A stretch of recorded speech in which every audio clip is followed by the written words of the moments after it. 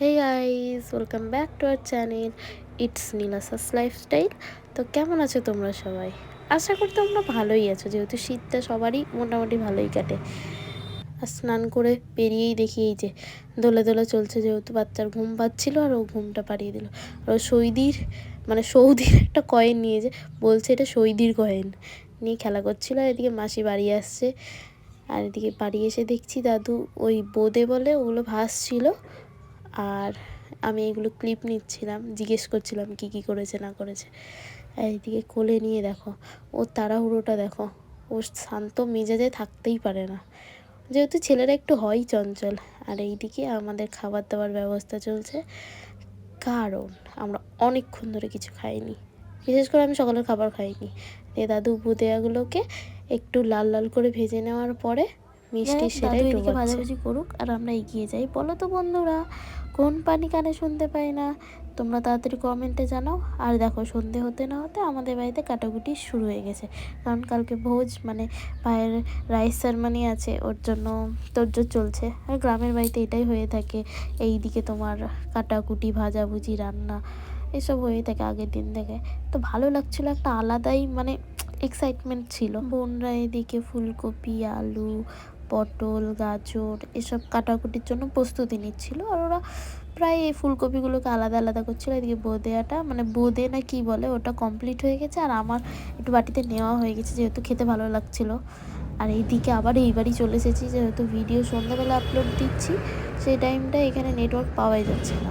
আবার বাড়ি এসে দেখছি এদের প্রায় কাটাকুটি অনেকটা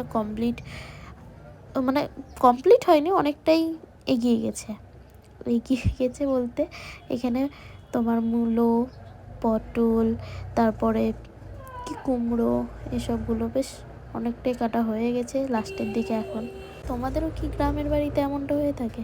আর এইদিকে সবুজ সবুজ বরবটি, ওদিকে গাজর, আর এইদিকে আলুগুলোকে কুচি কুচি করে কাটা আছে, এগুলো ভেজে নেবে মনে হয়।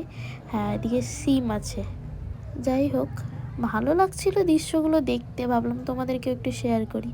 এ দেখো, এগুলো ভাজা আলু, এখন এখানে আলু ভাজাই চলছে গরম গরম। যাই হোক, এদিকে ভাজাভুজি চলছে। মাসি বললো একটু চা করার জন্য, তাই আমি সোজা চলে এলাম ঘরে যে চা করে দিই, সবাই খাবে একটু। যাই হোক, তারপর তোমরা দেখতে পাচ্ছ কুচি কুচি করে কেটে রাখা আলুগুলো ভেজে নেওয়া হলো। ভেজে মানে আলাদা আলাদা করে রাখছে, যেহেতু সকালে রান্না হবে। এগুলো সকালবেলা, সকাল বলতে ভোর থেকে শুরু হবে, বেশ কয়েকজন মানুষ আছে তো, আর দাদু একাই সব কিছু হ্যান্ডেল করে, তার জন্য মানে রান্নার দিকটা, তার জন্য আর কি রাতে কেটাকুটি হয়ে গেল। এই যে পুচকেটাকে দিতে যাচ্ছি একটু তরকারি নিয়ে। এইদিকে বাড়ি ফিরেই সে নাকি বলছে তার আবার পায়ে কেটে গেছে। এসে আগে ঠাম্মাকে দেখালো যে মা আমার হাঁটুটা কেটে গেছে, আমাকে বলছে জানো আমাদের এখানে কুকুরের বাচ্চা হয়েছে। না, আমি আবার এটা ক্লিপ নিলাম, কি দারুণ তাই না? সত্যি দারুণ লাগছিল দেখতে। অবশ্য আমি গ্রামে এসেছি, মা হাত দিলেই বকতো না, তো আমি কোলে নিতাম। তারপরে ওকে নিয়ে আবার মানে যেই বাড়িতে অনুষ্ঠান হচ্ছে সেই বাড়ি চলে এলাম, কারণ বাচ্চারা না একসাথে সবার সাথে থাকতে বেশি পছন্দ করে। এসে দেখছি এদিকে গাজরগুলো ভাজা হচ্ছে, আমার তো যেখানেই পাচ্ছি যেমন পাচ্ছি ফুকফাক ক্লিপ নিয়ে নিচ্ছি, আমার ভালো লাগছিল। আর প্রায় ওই আলুগুলো ভাজা হয়ে গেছিলো, আর এদিকে এটা কি বেশ বলে, গাজরটাও প্রায় ভাজা হয়ে গেছে। তারপর নেটওয়ার্ক প্রবলেম করছিল বলে এইবারই এলাম। এইবারই এসে আমার বড় দিদা হাজির হয়েছেন, তার এতদিনের সময় হয়েছে বাড়ি আসার, একটু গল্প করছিল, ক্লিপ নেওয়া হয়ে গেল। আর এদিকে বাড়ি ফিরেই দেখছি যে যেই সবুজ সবুজ বরবটিগুলো রাখা ছিল ওগুলো ভাজা হয়ে গেছে। এদিকে পেঁয়াজ কুচোনো হয়নি, পেঁয়াজগুলো রাখা ছিল, আর এদিকে কুমড়ো ভাজা চলছে। প্রায় ভাজার যেগুলো কাটাকুটি ছিল ওগুলো প্রায় সব ভাজাই হয়ে গেছিলো। ফুলকপি, বেগুন।